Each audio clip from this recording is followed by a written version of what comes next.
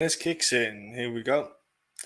Hello, ladies and gentlemen. Welcome to the MMA Huddle. It is Monday. We are back. It is Makhachev versus Moisés. It is going to be a sick main event, a 5-rounder. I hope everyone is doing well. I hope life is treating you all well. I'm just going to quickly pop this on the social media feed so people out at home can tune in, or if you're at work listening via audio, as I do with some stuff. I hope you're all checking in on the podcast this week. For anyone who wants to know, it's coming to Rome. England lost the Euro final, and not being English, I don't mind them losing. But then again, charismations to you English folk. But like I said, it's the hangover. It's the hangover of Conor McGregor's downfall of his career. Let's say it's like, what do you say to what do you do with Conor McGregor's career? You know, for me, I don't know. Like I am absolutely bewildered by Conor McGregor's career now. I don't know where he goes from here. I don't know what he's going to do. Broken leg. He's talking about wanting to fight. Even your boy Dana White's talking to him about, getting the matchup made again. I don't think it should happen. I don't think he was doing well in the fight at the start of the bout. He had a good start. Don't get me wrong. Conor McGregor had some landing shots, but Dustin Poirier was closing distance well. He was getting just on the end of the punches that Conor was throwing and countering superbly well. He got the takedowns. Conor did the takedowns, but Dustin did the wrestling game so well. The rumor is John Kavanagh believes that he was winning the round. Conor McGregor, that is. I don't know what he was smoking. And then you got them saying that he had an ankle injury before the fight, which they don't know if it made a difference. They're coming out of all sorts of, I don't want to say excuses, but I just can't. I can't get my head around why you would try to just not accept defeat. He wasn't winning the round. Conor McGregor, for me as well, it's like I say, it's hard to want to get out of bed when you've got that money in your pocket. When he's got so much money. And I said, I thought Dustin Poirier is fighting for more. He's got more in him. I just feel like even if it went to the second, third round, Dustin was just going to pick Conor. It was going to pick him apart. I could not have seen it going any other way. O'Malley, like he got gimme. He got a layup with the Martinio kid who just basically was a punching bag. It wasn't. I personally wasn't that interested in that fight itself. I thought it was a bit of a boring bout, but Tuivasa knocking out the wife beater Hardy. Got to love Tuivasa for that. Beautiful thing to see. And having a couple of shoeies after. If you saw the video of him leaving the cage through the fans, someone put the Dustin Poirier's hot sauce in and caught him out, which was entertainment in itself. But like I said, ladies and gentlemen, if you're new to the channel, please feel free to hit the like button and subscribe to the channel. Join in the discussions below. People discuss their bets. Some people will discuss their fight picks. Even if I'm not right or if they don't agree, it's what we do. It's a fight game. It's a 50-50 chance, and I hope everyone's keeping well and everyone's looking forward to this fight card, which is going to go right under the radar after this pay-per-view card just gone. But you got to remember, we got the return of Miesha Tate with Marion Reneau. She's gotten her retirement fight. Miesha Tate's coming back looking the best I've ever seen her in conditioning-wise. So, you've got some Jeremy Stevens trying to snap a skid against Gamrot, who looked superb in his last bout. Rodolfo Vieira's got to come back after getting submitted as well against Hernandez, against Stoltzfus. There's a handful of good fights here, interesting matchups. As always, we'll kick off at the bottom. We'll work our way up. So without further ado, we'll go to the heavyweight division. We've got Rodrigo Nascimento against Alan Baudot.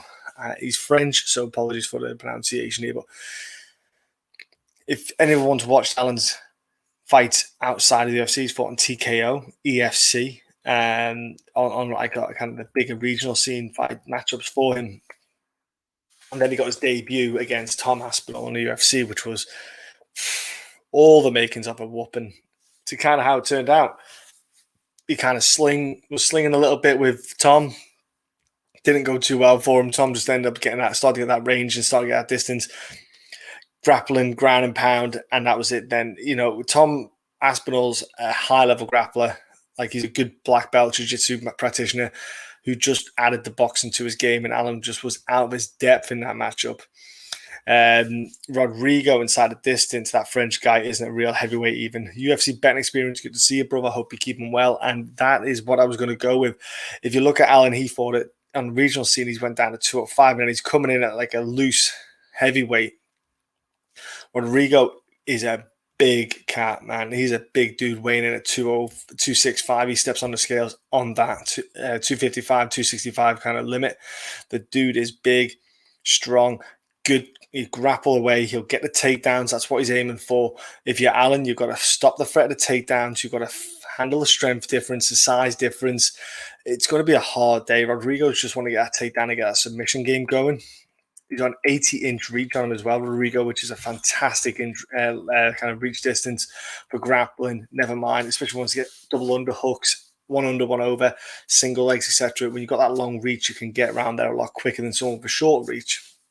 So I'm kind of heavy on Rodrigo in this one. I definitely see him get a submission win. I can see him getting this fight to the ground. I can see him get the submissions. I think Allen's going to have a rough time when he's on his back, maybe get some ground and pounding to open up that choke. But like you say, you have experience, bro. I don't think he's a heavyweight, man. He might have a bit more success at light heavyweight, but I don't know what he's doing playing around these heavyweights. The dude, he wasn't that impressive in his last fight in TKO at light heavyweight. Now, I don't know if he's going to think that the 205 cut is too much. It's a bit too much for him, and that's maybe where he feels he'll get more in heavyweight. But these two matchups, Rodrigo and Tom Aspinall, they're bad matchups for him, man. Rough day in the office. No, thank you for me. And then literally we're flipping it over and we're going down to the lower weight class where we've got Francisco Figueiredo against Malcolm Gordon. Again, I personally think it's a mismatch. This one again, you've got a dude in Figueiredo who is looking really solid. Jerome Rivera kind of fight was a good performance all around. He looks solid. Good striking, good grappling. Everything looked very well rounded for him in that performance. Just couldn't get Jerome put to sleep. But overall, I was really impressed with what he offered on the table. Malcolm Gordon, I said before he got into the UFC, he was not that good. I thought he was a bit of a jobber, and I still believe it to this day. I think he's got a weak chin. I think he's weak all round. And even though submissions are his kind of cup of tea, it seems on the regional scene, I think when Figueiredo gets hold of him, he's going to absolutely maul him. He's going to hit him a couple of times on the feet and maybe get him down for ground and pound. But Malcolm's going to have to pull something out of his ass to get a win here. I just can't see him getting it. Malcolm, hands down, worst chin UFC. Fight go distance. And Big Brother KO prop is great, bro. It is those two things. Yeah, fight doesn't go to distance. Yeah, and the KO especially because the great thing about it is because it's a flyweight. The odds are actually better in your favor for that one. So I'd probably go with that as well. I'd probably jump onto those two prop bets. For me, Malcolm's just going to get that pink slip. I think this is a good fight for Figueiredo because it helps his resume, showcases skill sets, gets a stoppage, makes him look good. Because I think he's going to be a great little addition in this kind of 125 division. So for me, I think it's perfect matchmaking, because you've got a guy who's not going to make it in Malcolm, and you've give a guy who can make a big difference in Figueiredo. Smart move, get rid of one by helping one of the other lads look a lot better, giving them a nice performance, etc. I'm all up for that. And it's kind of like a boxing kind of mindset where you just give the guy like a couple of easy victories in his career, help build up, especially in the portfolio in the flyweight division. It's easy to jump up the rankings. It's easy to get yourself higher and then not build yourself up skill set wise to those higher level dudes. But love that though. Going to go to the next fight now, guys. Bantamweight. There you go. Anderson dos Santos against Miles John. Now, if you've watched Anderson dos Santos fight, dude is gritty. Dude is tough, man. That Nad Narimani fight, man, that dude was hard nailed. Like, he just kept going. Nad's a fantastic, heavily top heavy grappler. And Andre Ewell, and Anderson dos Santos didn't stop. He was always in your face. And then he got that win against Martin Day, which was really like, that was everything he needed in that fight. Now, Miles Johns, on the other hand, he's had that one loss against Mario Batista against the flying knee, which was just crazy on the chin, putting you to sleep. But that stoppage himself against Natividad was a great stoppage in his own right. You know, great hands. Started time that dipping of Kevin Natividad. I know he did it only in the third round. He could have got. I think he could have got it sooner if his coaching maybe noticed it. Maybe and they spot. I don't know who mentioned it to him. Whether he started. It started to be a bit more obvious when Natividad started to slow down a bit, but it just kept dipping. He just kept dipping his head whenever combinations or something would come. It was nice and open there, and it was readable for him to do it because you knew when he chased down Natividad that dip was coming. Miles Johns, strong guy, really good. Here we go. What you saying, brother? Dos Santos inside the distance is a good look in my opinion. Miles more likely to win, but too pricey for a dangerous dude as Dos Santos. It is sometimes these kind of matchups really are a battle of nutrition, you know, because you've got Miles Johns, you know, when he's on the up, he looks slick, but then if he starts to get grinded out by someone like Anderson Dos Santos, who will take a few hits, come forward, be aggressive, because don't get me wrong, you know, Dos Santos has been stopped. He's been stopped with punches. He's been stopped with chokes. You know, he's had a bit of everything done to him in his career. So him coming in here, he's very much happy to just swing and go out on his shield. Miles Johns, depends if he's on the back foot for this fight. If he's on his back foot all the time, can Miles get the grappling aspect maybe in this one? I know his hands look good against Kevin, but maybe with Dos Santos, it's something you'd want to maybe look to avoid for now, get the grappling aspects, and really tighten up that takedown. You'd want to certainly want to get yourself around the corner. You'd certainly want to get yourself, turn the corner on the takedowns. You know, you'd want to come round to the side and get up, because with the modern day one, he just went into the takedown, didn't turn the corner, put his neck out and expose himself and was taken down. So you really want to avoid that at all costs. So it's something you can't really afford to be doing in the fight game. You can't put your neck out there and you can't risk yourself getting injured, getting yourself caught like that. And I think here, Miles Johns, if he's smart enough, he can get the takedowns, get the grappling, get the top game going, and just wear out Dos Santos a little bit, hopefully, during the fight. I'll go decision for Miles Johns, but Dos Santos is a really tough one to call. It isn't easy because of what he can do and what he's capable of. He is a very good all-round fighter, so I am looking forward to that matchup because I think it'll be a hard one to predict. Even this isn't I'm not super confident on the Anderson pick one myself. Let's have a look here. So here we go. BP skipping this card, John. But I've started to TJ versus Corey. I'm all over TJ Dillashaw. Man, yeah, TJ Dillashaw is sick, BP. I hope you're doing well, bro. I'm doing awesome, man. Yeah, it isn't a card that's going to blow everyone's mind. No, I'm not saying that. You've got to try and find a couple of matches that are interesting.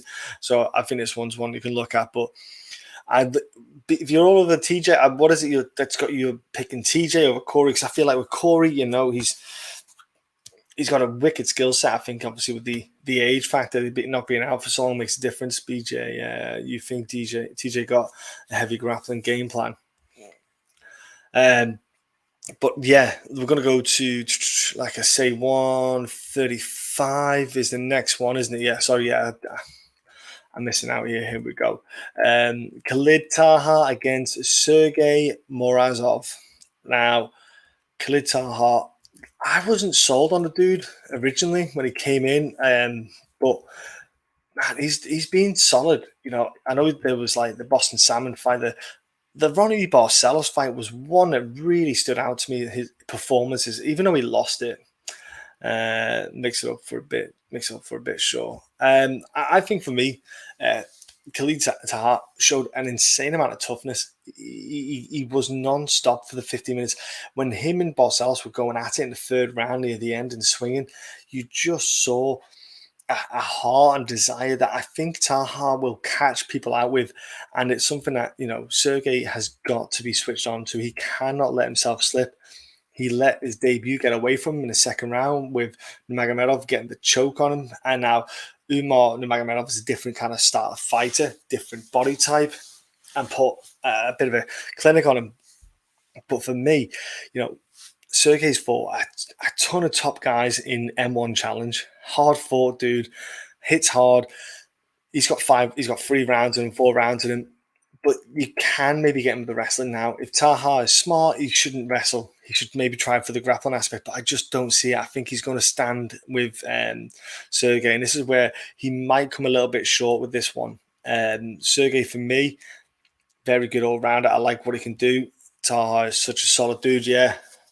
Morozov, yeah, only strike, and that won't work. If you strike with Taha, you're in trouble. Taha hits hard, man, constantly for the 3 rounds.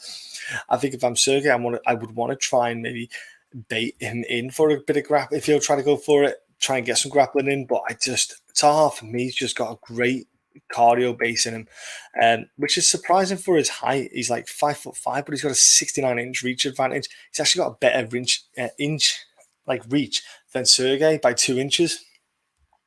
The power that Taha has, and I think the power he's shown against Barcelos, and Barcelos was having a rough time in that 3rd round. You saw the way that bell went; he was absolutely goosed. I'm kind of favouring Taha here with toughness and grit to just 3-round hardball on Sergey. And Sergey might have a tough time with this, with the striking aspect. If you can get the fight dirty boxing, if you're Taha, you might even get a better outcome in the fight. But hopefully it's a bit of a stand-up battle. You get the both dudes going a bit back and forth. I think it'd be sick, man, to watch. Taha, he's got a hell of a tank on him, man. Like I say, like that Barcelos one, like ended the round, he was hitting harder than Barcelos was. It was just the fact that the buzzer went. If you went into another round, gosh, that would have been insane. But yeah, good pick Taha on heart and power in his hands. And I think 3rd round he could still hurt Sergey. So. And I think he's not easy to put away at all. So people having rough times when they fight Taha, they just know they're going in for a rough day in the office. Next up, we have in the women's, what we got? What are they in? 115. Here we go. Amanda Lemos is taking on Montserrat Ruiz. Now, Montserrat made a debut against, very late notice fight against Cheyenne Buys. So kudos to her for getting in there. She got the win. It wasn't the cleanest win. I think she was very tactical, very smart with how she fought. She just close grappling, keep it tight. She was obviously tired earlier than Cheyenne Buys, but Cheyenne Buys, there's not a lot to read into her at the moment because I'm not sold too much on her at the present time. Montserrat only got the 1 loss against Danielle Taylor in Invicta. Other than that, she's fought on Invicta a couple of times against your kind of local regional scenes. I think she's a good fighter all around. She's got a good mixture of striking and grappling. She obviously likes to get that head and arm grappling kind of choked down to the ground. What's up, man? Crazy line. Bo Jackson, good to see you. I hope you're keeping well, brother. Which line is he talking about, bro? Is it the Taha one or is it the Ruiz and Lemos one? Yeah, that headlock is she has got a hell of a tight grip. Like to get scarf hold and hold it there for that long and keep balance. She did lose it a couple of times, but she's legit like that. How Ruiz when this fight that arm and neck hold. I'll be amazed. Taha's good grappling too. Rusty Tanakud, hope you're doing well, bro. He is, because the Nadal Romani fight, he did show good grappling skills. I haven't seen the Bo Jackson. I will get to the betting lines in a bit. I haven't checked the betting lines actually, because I usually check them around the time of doing fight odds. Because like I said, they change all the time. But I'm sure. Let's go to here. Boom. Let's jump on here then. Let's just quickly look at it. See how we're talking about it, bro. Here we go. Lemos. Odds. Come on, baby. Load up these fight odds. Or not. No, I'm just going via Odd Sharks. Here we go, Lemos. Where are you? Whoa, wow. Minus 500. Jesus Christ. Plus 350 for bloody Nora. That is some bloody line out, Lemos. I get why she's favourite. Lemos, for me, she's got the heavy striking. She has got the grappling aspect, the skill set there. She is a tough out for anyone. I think she's a wicked fighter. I remember watching her fight against Leslie Smith in Glasgow. For me, I think it's a better fight for Amanda Lemos than it is for Montserrat. I think Montserrat, I would have given someone a bit more like a Miranda Granger, and someone around that area. But gosh, Lemos, I think his striking could cause issues. I think the clinch game is key for Montserrat. If she can get the fight to the ground, that's what she's got to try and do. Don't bet minus 500 win. Yeah, Lemos by decision. Maybe Ruiz is tough, but still need to look into it. I wouldn't go near that 500. I think Lemos will win, but I'm betting Ruiz. Mate, at plus 350. Why would you not do that? Because there was a chance Ruiz is crazy forward pressure, so she has a chance. No, she hasn't. Plus, you've got to remember she's got a full fight camp this time, so it would be interesting to see what kind of pressure she can apply for 3 rounds. Hard, heavy pressure. It could work in her favor, because obviously I'm sure if it went to the ground with Lemos with that, what are you going to remember with that scarf choke that she gets, and she gets in that side control. It's not side control, it's scarf hold position at Ruiz too. That if you can get out of that grip, you can take the back quite simply. And when you get into like the back, that's what Amanda Lemos would like to do. What you also got to see is Ruiz will try to always make sure her legs are quite high up, because Lemos is trying to hook will try to hook one of those legs if she gets it. If she hooks it, it'll stop Ruiz getting round. But what it'll help do is help her leverage herself out. When she has that leg hooked in with both feet, she can actually get into the truck hold position, which is basically not the rear like double hooks in. Because when someone gets in a rear naked, when someone gets someone's back control, they put both hooks in. If you can't, you stick one. You only get one leg. Kind of when people get a twister, it's called a truck. You get the one leg, you hold it, and you pin it down. Could happen here again. It could definitely happen here again. So it would be interesting to see what Ruiz's pressure is. But I just think Lemos has got a wicked little aggression about her, a good skill set, hard chin, hard nosed. I'd probably go for the experience of Lemos here, but Ruiz could pull out of the bag. She's an unknown cat in the UFC with a debut against Baez, who's again an unknown entity. But I'm not writing her off. I'm sure she can kick ass, Ruiz. So I'm looking forward to seeing what she can do in the fight. We have up next in the 170 division, it's Rodriguez versus Parsons. Preston Parsons, that is. Daniel Rodriguez was meant to fight. Here we go. Abu Bakar Nurmagomedov, and then he had his opponent change to Preston Parsons. Now, Preston Parsons is a regional fighter. It's all kind of short notice. Dude fought on Combat Nights Pro against, the best way to put it is the guys fought a bunch of 500 fighters. It's not exactly inspiring, that's the word. He did fight Mike Perry back in the day and lost with striking. Parsons wants to get the fight to the ground. Very much a grappling aspect, very heavy, strong in the grappling. All his wins coming via the grappling aspect with rear naked chokes, etc. But D Roger inside a distance prop, his opponent isn't good. I know, and do you know what? I've got nothing against the fact that the Preston's come in super short notice. It's not easy if you're a welterweight wanting to step in or a lightweight wanting to step in this fight, because you're fighting a guy in Rodriguez who he's not the highest level of welterweights, but what he has got is a hell of a lot of power in his hands, and he hits and cracks hard. Like, he pieced apart Mike Perry, absolutely pieced him apart. We've seen him stop Dwight Grant, etc. So for Parsons, he wants to get the fight to the ground. I think he'll have a bit of a tough time with it. I'm sure he's going to go for broke in the first round. He might gas out from the second. But if Rodriguez can start to, and I think he will, get that jab landed really well against Perry. I think if he gets that jab going, I think he just stops him. I think Parsons probably gets stopped.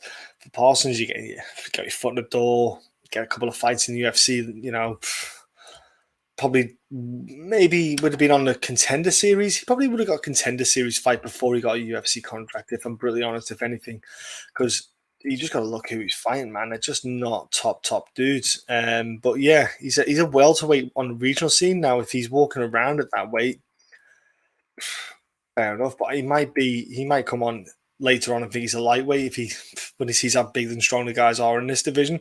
But yeah, I can't look past Daniel Rodriguez. Short opponent. Man, it's just, D-Rod is a gun. Also training with Akabado, so I'm guessing he's sharp with wrestling defense. Yeah, exactly. Takedowns, yeah. Did you know of this guy before the fight got announced? I did not know Bo Jackson myself. I didn't know about him myself. It's hard to keep. He was on a regional show that I didn't really pay much attention to, so it's hard to say. If you look outside the UFC, you look outside of the UFC, Bellator, ONE FC, and you've got like your UFC Fight Night Global. Your Fight Night Globals. You got your Cage Warriors. You got your KSWs, EFCs, Titan FC, Shamrock FC. There's a lot of promotions out there that you can keep tabs on, but man, I hadn't heard of that promotion. It's hard. If I probably have in the past, but it's hard to keep on top of that one. So I hadn't heard of it myself. Exactly, Rusty's a grappler at base. He must fall in love with boxing. Man, he'll fall in love with boxing when he's getting his face popped off. Rigo's heavyweight, then inside the prop distances. Man, it's 350 heavyweight is horrible. Oh, that's rough. D-Rod, Gamrot, and Rodrigo are all my locks in for this card. Is that your parlay piece? You've got them all together, or the individual? Because I reckon all together they'd be pretty sick. You're right, yeah. UFC B. Glad you agree. Gamrot, D-Rod, and Islam round 3. Okay. That's an interesting one. Makhachev round 3. We will be getting into that main event shortly. We're just going to obviously work our way through the card, guys and girls. And again, if you are new to the channel, great to have you here. Feel free to comment. Feel free to hit this like button. We are going to go to the next fight on the card, which probably going to be one of the more entertaining ones because this guy doesn't like to have boring fights.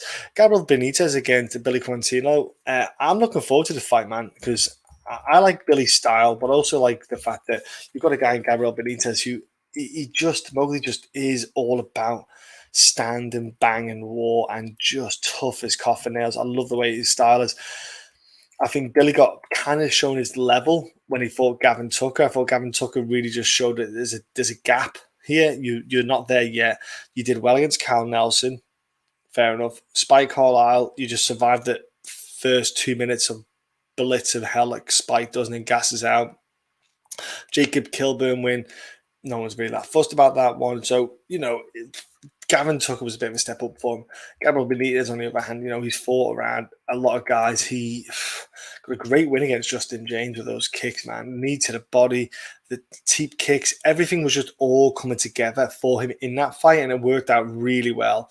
Really interested in your opinion on this one, Benítez or BQ. Yeah, man, it's a lovely fight and a lovely matchup, bro. Gabriel back at 145. Watch way before. Bet you want to put any money down. 145, 155. It can make a difference to your performance. It can make a difference to everything you do in the fight cage. All right, so don't get me wrong. You fought Jason Knight at 145. That was a bloody good fight. The Enrique Barzola one, you got to remember that. He's had fights, like we said, Sam Cecilia back in the day. He fought Andre Philly back at 145. So he's had mixed fortunes in both weight classes. I think when he fought Sadiq Youssef at 145, that was the highest level of guy at 145 he's fought. And Sadiq we know he's going to be a top act in that weight class for years to come. The Morales fight, man, that was man, he was getting hurt, but he was swinging and thrown back the whole time. So I was really impressed with that. For me, I'm looking forward to see what he gets. As long as he goes in there, that's what I think, Gabriel. Yeah, bad decision. As long as he can get that weight cut dead on, I think Billy's going to be a bit stuck with the style that he's going to face with Gabriel Benítez, with the front teep kicks, the kind of tough grittiness that Benítez can do with the forward movement, can quite dominating with his pressure. He can be quite intimidating. He's hard work, Benítez, to fight. He's not a pushover. You need to be the upper echelon to be putting someone like Benítez away. Billy, this probably isn't the fight that he wanted, unless he's going to try and tire Gabriel Benítez out, but I think Benítez will be fine for the weight cut. When he made the 155 fights, he didn't look overly big in that weight class still, so I'm kind of go with Benítez on this one, decision 2. I just don't think he'll stop Billy. Here we go.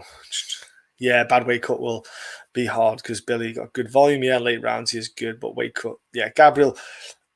We'll like I say, this is a weight cut judgment. it could go in there. The weight cut could fail. He can miss by 4 or 5 pounds, and that might swing our. Well, the fight might not happen, but it might swing our decision. If he looks like a bag of balls that have been in a sauna all day, I think it'll just change our decision too. So he would go. I just wonder if Billy Q's volume will rack up the points, but I agree the power Benítez will probably be deciding factor, and he will be likely keeping it standing, train AKA. It's the teep kicks and the front kicks that Benítez will throw, though, that will stop, I think, Billy's volume getting in there, because Billy will want to keep it closer, but Benítez will just pop those teep kicks out, keeping that distance and range. It's a really good man. It's a really great one because it hits the body, hits the solar plexus, like you said, with the knees that he throws as well. Benítez, he's got that confidence of whacking that knee into the body midriff. It's something his height and length and body was going to have to take into account. Round 3 could be dicey. It could be indeed, bag of balls, Rusty, it makes sense. We've got a lovely matchup next, though. 185 division. We've got a guy making a return after somehow getting submitted. Rodolfo Vieira against Dustin Stoltzfus. Rodolfo Vieira, man, I could not. Man. If he doesn't get you out in the first, it's clear and evidential that he has a really rough time, because he was absolutely gassing in that fight. He was wrecked in that second round. I couldn't believe how much there was nothing in his tank. He just literally had nothing left in him. And he's going against a guy, Dustin, who, to his credit, he's got his own submission wins. So we've got to be wary of that, because if Rodolfo gets tired, the submission games are there. He might be able to apply his own submission. He's got his own striking as well. He's got good striking, Dustin, something Rodolfo just doesn't flat have. He just doesn't have any. Oh, God, here comes Vieira. Never betting him again. Oh, don't worry. I picked him on prop bet submission. That went tits up. Rodolfo round 1 sub, but Dustin live bet. This is the problem we've got. Can Rodolfo get the fight to the ground, and can he get a submission win in the first? Because it seems that if you can start landing strikes and at least delay Rodolfo getting you down, you'll land your hits, you'll land your punches, you'll start to hurt and wear him down. And that's the thing. If you can wear this cat down, you can start to grind Rodolfo down. Suddenly, he's got no striking. He's got no footwork. He's open for any strike you want. When you do fight Rodolfo, you cannot go for body shots. I wouldn't go for leg kicks. And when I say body shots, sorry, you can't go to the body with your legs. You can throw with your hands, but I wouldn't go for a leg kicks. I would straight up just box this guy. You'd have to go for boxing here. The under for Stoltzfus and Vieira is solid parlay piece. I haven't looked at it, Daniel. Hope you're keeping well, brother. Good to see you here. Yeah, I haven't looked at the prop bets on that one. But let's have a look at Vieira. Man, he is a savage on the ground. He's strong as shit. He's an absolute savage, but he's got a small 73-inch. What's Dustin's? 75, not much distance there.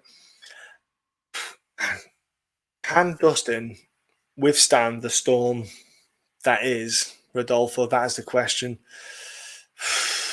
Man, I don't know, man. This is not an easy one to pick, man. And one thing is a black belt hunter is the coldest name in combat sports. It is. Well, if you're Hernandez, you're laughing your tits off if you think about it. But, if I haven't got a black belt, I'm okay. Man, I want to go with Rodolfo, but I've got no faith. I've got 1% in this one. I got 1% in Dustin getting it after the first round. It's such a horrible fight to pick. It really is. I'll go with Rodolfo because I just think that he is an insanely good grappler. It is a 50-50, bro. It really is. Because Rodolfo showed a lot of his true colours in that last fight. So I'm gonna go with Rodolfo. I just think because he is an insanely good grappler, and if he gets you to the ground, I haven't really had a chance to really see what Dustin can do with the grappling aspect off his back in the offense. But if this happens like the Hernandez fight where Dustin can get the striking in, can get the movement in, man, it's going to be the days are numbered for Rodolfo because everyone's going to go along the same route. Here we go. Yeah, I think it's. I think for this fight is to not finish. Yeah, I don't think it'll go 3 rounds. Darko's got in on those hips pretty easy, so the black belt hunter should roll here. I'm not saying he can't get the fight to the ground. I'm just wondering if he can keep the fight on the ground, get it done in the first round. But let's go to the next fight, guys, because the next fight is absolutely filth. This fight is absolute filth. Gamrot versus Stephens. Man, what a bloody fight we've got on our hands. Because Jeremy Stephens, he's having a rough time. He's 4 in a row. Don't get me wrong. Let's not forget, he's not fighting 4 bums. He fought Jose Aldo, Zabit Magomed Sharapov. There we go. Magomed Sharapov. That's it. Yair Rodriguez and Calvin Kattar. So he's fought 4 of the top guys in the 145 and the 145 division. Gamrot 155. Then things start to get a bit tasty. You think, he's gone to 155. He's not making the weight cut anymore. What's going to happen? Let's see how this plays out. Huge one, man. Real question, how Gamrot wins. Gamrot can win with striking, bro. He 100% could win with striking. Gamrot's got good, heavy hands. He can get the grappling aspect involved with Stephens, but I think Stephens hard to get down. I think,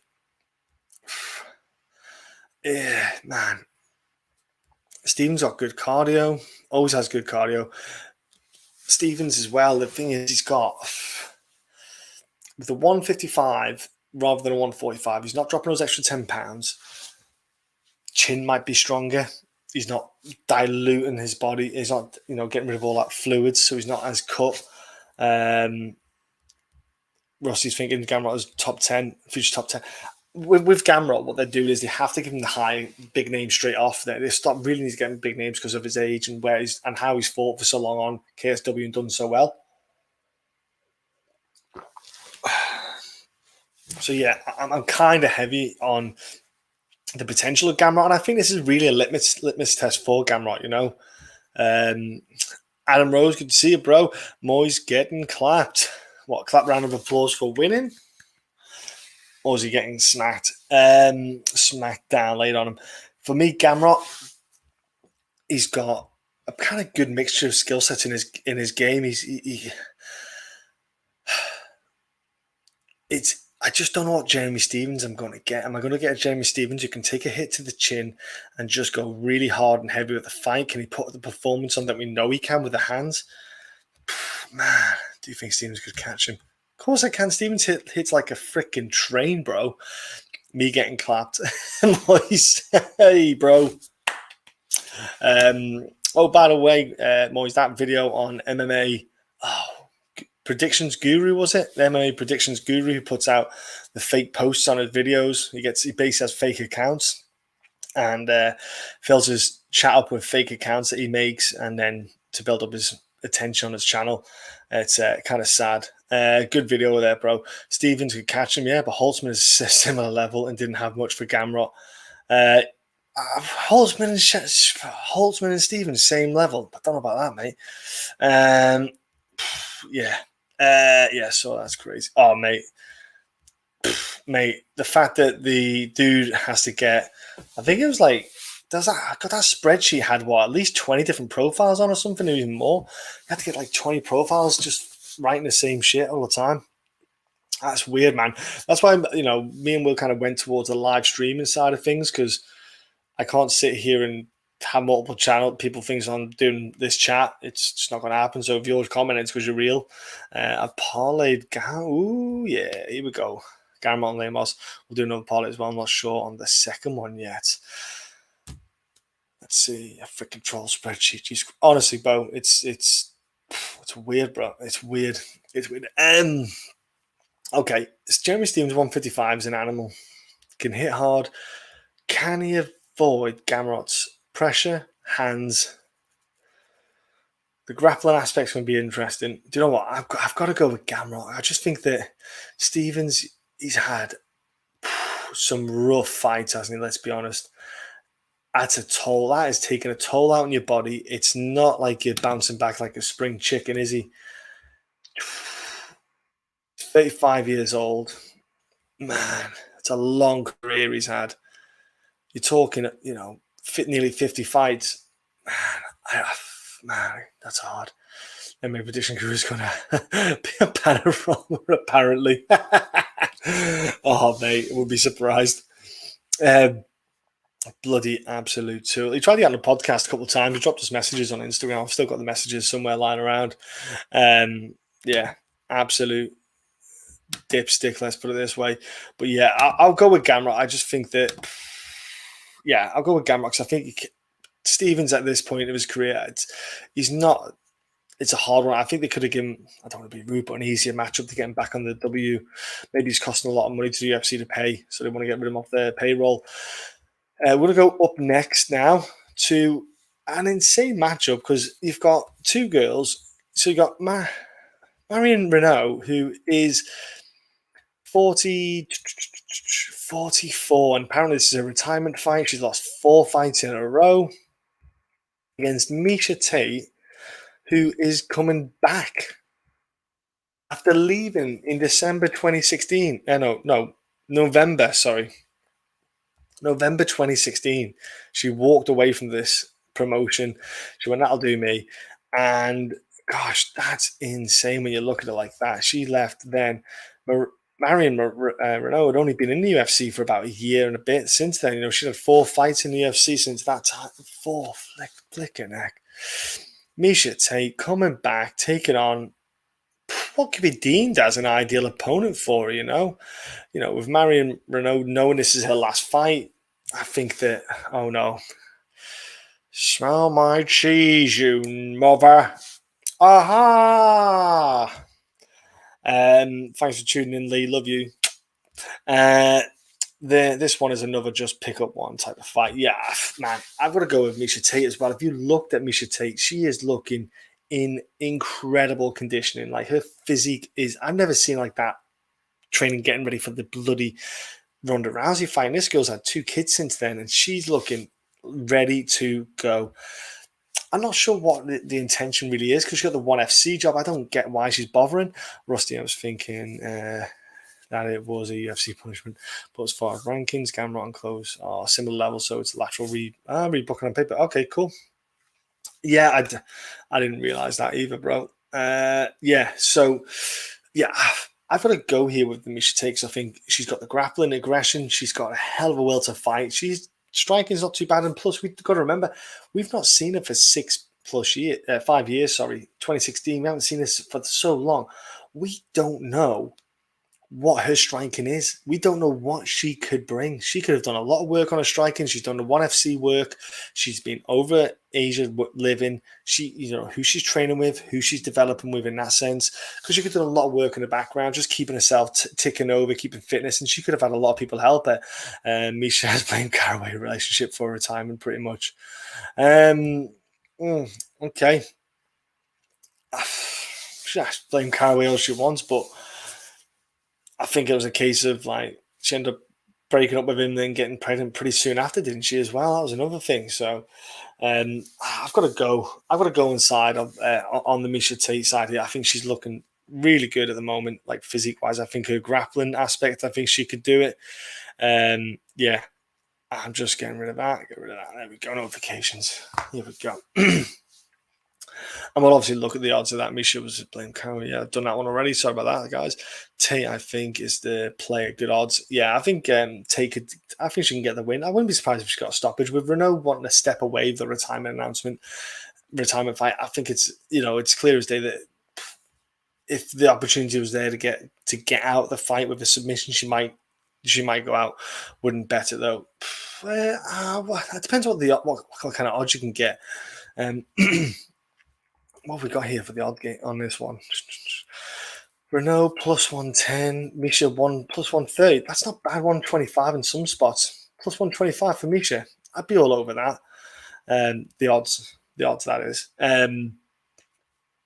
Yeah, so we're going to go to the main event now. Okay, now the main event is one guy who is just dominant in every area of this in the fight game. It seems at the moment he's got such a great, well-rounded skill set. Islam Makhachev against Thiago Moisés.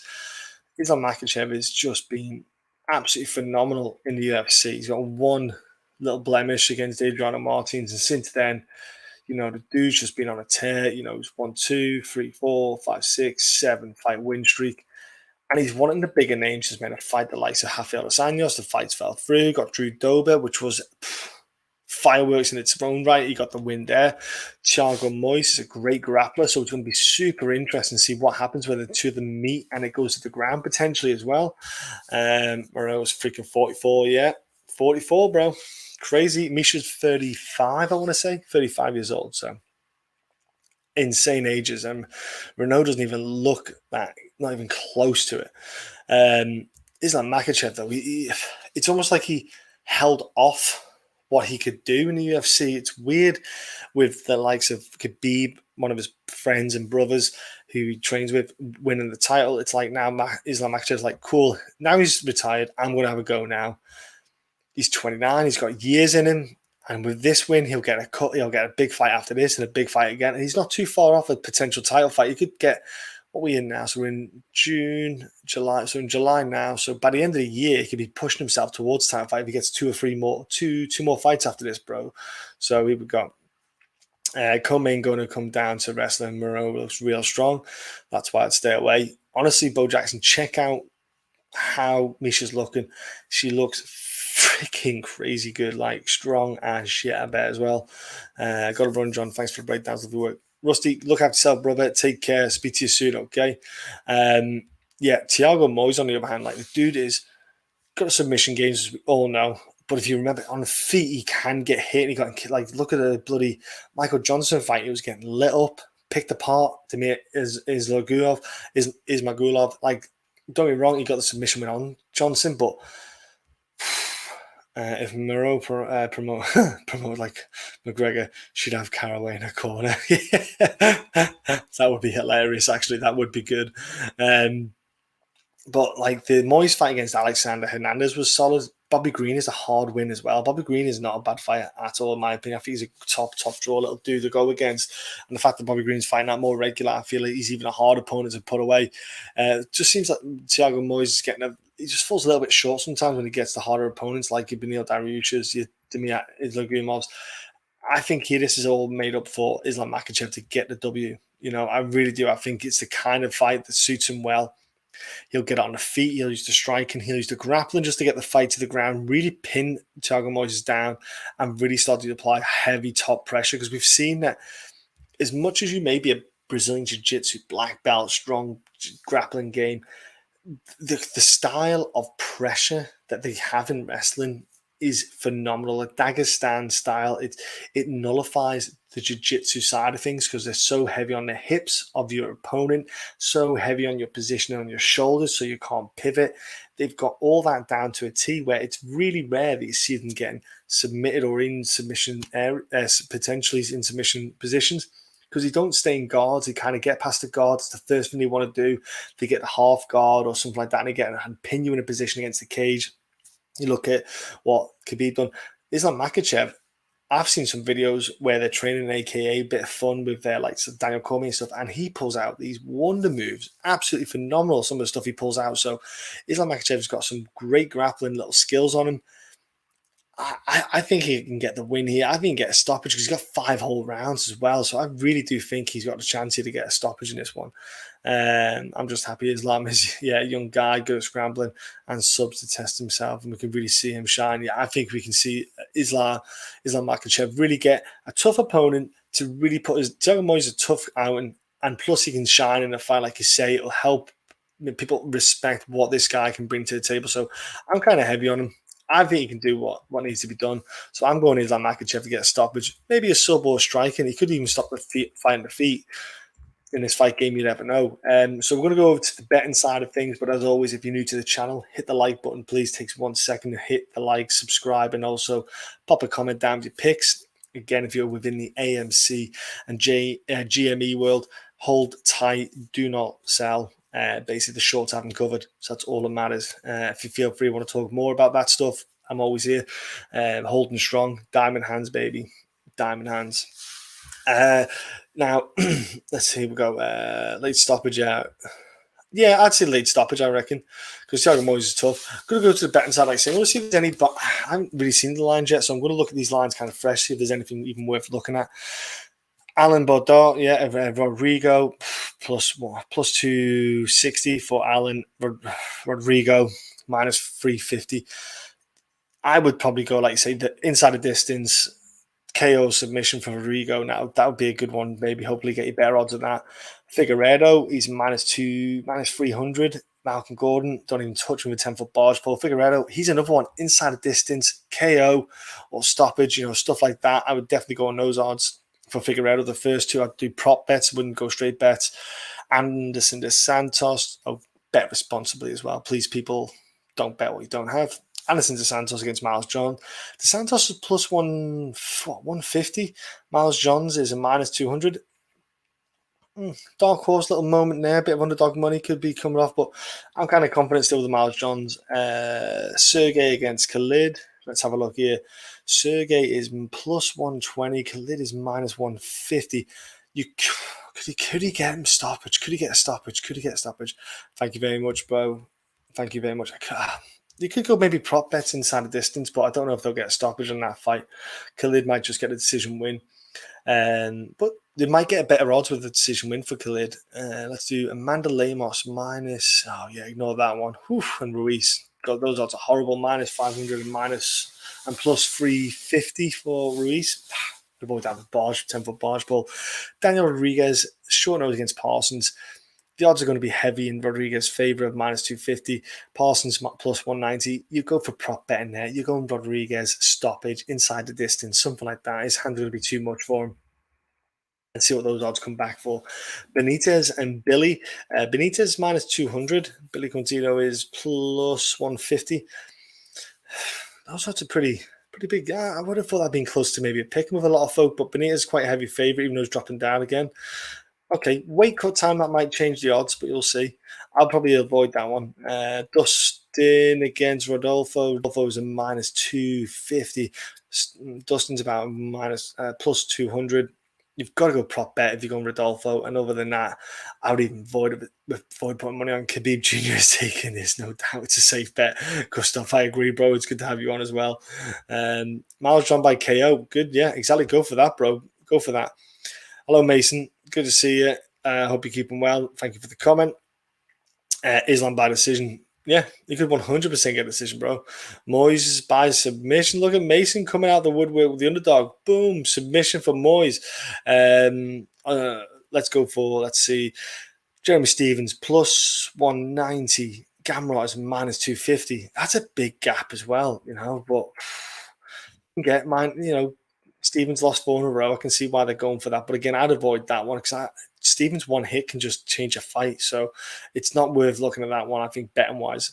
Reneau plus 110. Miesha Tate is minus 130. Again, Miesha Tate should take it, but I would probably skip that one. Maybe unless you parlay Miesha Tate with someone. Your main event, Makhachev is minus 600 on some bookmakers' places. Moisés is a plus 400. It's not even a close fight. That's rough. Again, inside the distance, I wouldn't even do. Yeah, this is more for me. I'm favoring more prop bets on this card than anything. Like I said before, I'd maybe do some straight prop bets, and you could even parlay a couple together, and I think you get some very nice odds on there. But like I say, we've got some people there telling what they're looking for. If you've got any bets that you're putting on, let us know what they are. Let us know if they come through. We always care about people making money. We want you to make bank. That's what matters. But like I say, Moisés is like lock or bust. He could bloody get it. That's the crazy thing. MMA, anything happens. First round, you're all dry. Second round's a bit harder if you're sweating. But look, here we go. Davi Ramos, Daniel, what are you on there? Davi Ramos couldn't submit Islam, so I'll skip that bet. You never know. Yeah, Davi was a solid man as well. He's a solid grappler. Like I say, ladies and gentlemen, I want you to look after yourself, look after each other.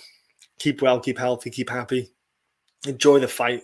Enjoy the fight, God. I'll be back next week for the TJ Dillashaw and Corey Sandhagen. Hopefully the fight doesn't fall through. It's a stonkingly good fight. But check it all out next week. And again, like, subscribe, and